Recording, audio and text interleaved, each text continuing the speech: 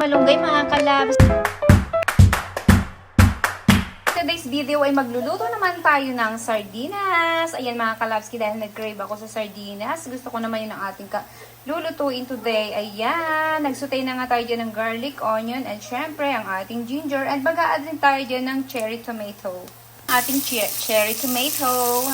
And now, ilalagay naman natin dyan ang ating okra. Kalabski, nilagay na natin ang ating okra. And then, sa atin dyan ilalagay ang kalabski ay ang ating mushroom. Kalabski, nilagay na nga natin ang ating mushroom. Siyempre, mag-a-add na tayo dyan ng water para hindi matuyuan ang ating niluluto. Hindi masunog. Mag-a-add tayo ng water. Natin ito ng pepper after natin malagyan ng tubig. And antayin natin lang itong kumulo mga kalabs. Kaya ilalagay na natin ang ating sardines and ang ating miswa. And syempre last, ang ating malunggay. Syempre dapat may dahon ng malunggay para mas masustansya. Kulo na mga kalabs. Kaya i-add na natin ang ating carninas. Ito na ang ating carninas mga kalabs.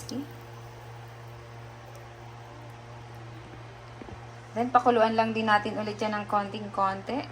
Ang ating miswa, mga kalabs, kaya ilalagay lang natin dyan ay siguro ay dalawa. Para hindi naman maubos yung sabaw. O, diba, charan? Ayan yung ilalagay natin. And pwede na natin ilagay dahil kumukulo na, mga kalabski. Look!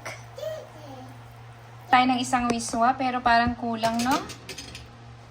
What do you think? Isiw kasi lalaki yung miswa and baka ma-absorb yung sabaw. And may lalagay pa tayong malunggay. Look at that. Labski, nagdagdag pa tayo ng isa kasi parang feeling ko hindi pa enough yung isa. Dahil sobra siyang masabaw.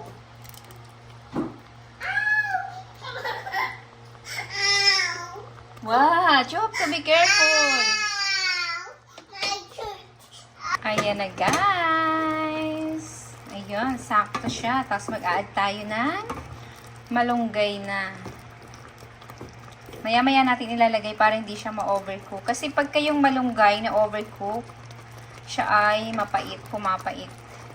Kaya syempre ayaw naman natin ng mapait. Kaya naman magantay tayo ng a little bit. Ayan. Smells good! Namiss ko tong mga ganitong luto mga kalabski.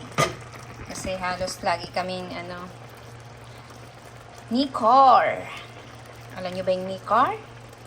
Karne. Nilaligtad lang natin. Para naman maiba. Ayan, kumukulo-kulo na siya.